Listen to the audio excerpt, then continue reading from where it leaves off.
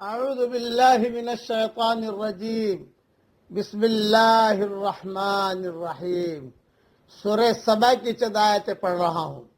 وَلِسُلَيْمَانَ الرِّيحَ غُدُوُّهَا شَهْرٌ وَرَوَاحُهَا شَهْرٌ. اور سلیمان علیہ السلام کے لیے ہم نے ہوا کو تابع کر دیا. اس کی صبح کی منزل 1 مہینے کی ہوتی اور اس کی شام کی منزل 1 مہینے کی. وَأَصَلَّا لَهُ عَيْنَ الْقِطْرِ. اور ہم نے اس کے لیے تانبے کا چشمہ بہا دیا. وَمِنَ الْجِنِّ مَن يَعْمَلُ بَيْنَ يَدَيْهِ بِإِذْنِ رَبِّهِ. اور جنات میں سے ایسے تھے جو اس کے رب کے حکم سے اس کے آگے کام کرتے تھے. وَمَن يَزِغْ مِنْهُمْ عَنْ أَمْرِنَا نُذِقْهُ مِنْ عَذَابِ السَّعِيرِ. اور ان میں سے جو کوئی ہمارے حکم سے پھرے تو ہم اس کو آگ کا عذاب چکھائیں گے. يَعْمَلُونَ لَهُ مَا يَشَاءُ مِن مَّحَارِيبَ وَتَمَاثِيلَ وَجِفَانٍ كَالْجَوَابِ وَقُدُورِ الرَّاسِيَاتِ. وہ اس کے لیے بناتے جو وہ چاہتا، عمارتیں اور تصویریں اور حوض جیسے لگن اور جمی ہوئی دیگیں.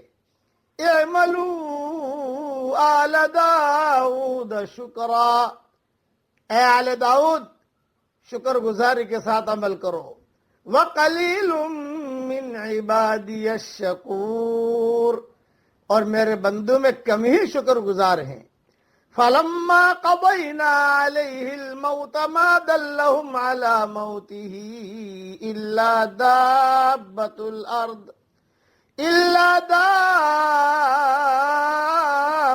الْأَرْضِ تَأْكُلُ مِنْ سَأَتَهُ.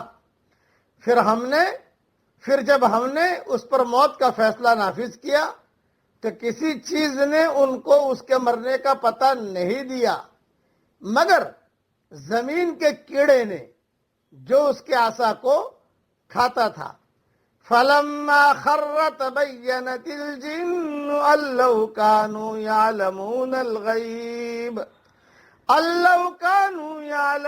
الْغَيْبَ مَا لَبِثُوا فِي الْعَذَابِ الْمُهِينِ.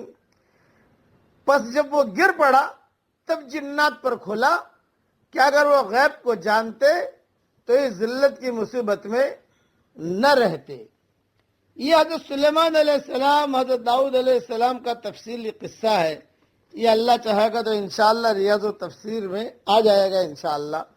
یعنی حضرت سلیمان علیہ السلام میں آیان سلطنت اور لشکر تخت پر بیٹھ جاتے اور جدھر آپ کا حکم ہوتا ہوائیں اسے اتنی رفتار سے لے جاتی کہ 1 مہینے جتنی مسافت صبح سے دوپہر تک کی 1 منزل میں طے ہو جاتی اور پھر اسی طرح دوپہر سے رات تک 1 مہینے جتنی مسافت طے ہو جاتی. اس طرح 1 دن میں 2 مہینوں کی مسافت طے ہو جاتی تھی. لمبا چوڑا تختہ تھا. اس کے بارے میں میں میری کتاب بکھرے موتی میں کسی جلد میں لکھ چکا ہوں کہ کتنی سیٹوں والا تھا. وہاں دیکھ لیا جائے. مجھے خود یاد نہیں ہے کہ کون سی جلد میں لکھا ہے. حضرت سلیمان علیہ السلام کی موت کا وقت آیا تو وہ اپنا عصا ٹیکے ہوئے تھے اور جنوں سے کوئی تعمیری کام کرا رہے تھے. موت کے فرشتے نے آپ کی روح قبض کر لی مگر آپ کا یہ بے جان جسم عصا کے سہارے بدستور قائم رہا. جنات یہ سمجھ کر اپنے کام میں لگے رہے کہ آپ ان کے قریب موجود ہیں اور نگرانی کر رہے ہیں. اس کے بعد عصا میں دیمک لگ گئی. 1 عرصے کے بعد دیمک نے عصا کو کھوکھلا کر دیا تو آپ کا جسم زمین پر گر پڑا. اس وقت جنوں کو معلوم ہوا کہ آپ وفات پا چکے ہیں. یہ واقعہ اس صورت میں غالباً اس لیے پیش آیا تاکہ لوگوں کے اس غلط عقیدہ کی عملی تردید ہو جائے کہ جنات غیب کا علم رکھتے ہیں. دوسری ایک بات کہ بعض علماء نے یہ بھی لکھا ہے کہ یہ جنات جو ہے اگر سلیمان علیہ السلام کی بات نہ مانتے تو اللہ تعالیٰ نے ایک فرشتہ مقرر فرما دیا تھا جس کے ہاتھ میں آگ کی لکڑی تھی، آگ کا سوٹا ہوتا تھا. جو جن حضرت سلیمان علیہ السلام کے حکم سے سرتابی کرتا، نہ مانتا، تو فرشتہ وہ لکڑی، وہ سوٹا اسے مارتا، جس سے وہ جل کر بھسم ہو جاتا. فتح القدیر میں یہ مضمون لکھا ہوا ہے. اللہ تعالیٰ انسانوں کو بھی ہدایت دے اور اللہ جناتوں کو بھی ہدایت دے. آمین. وآخر دعوانا ان الحمد للہ رب العالمین.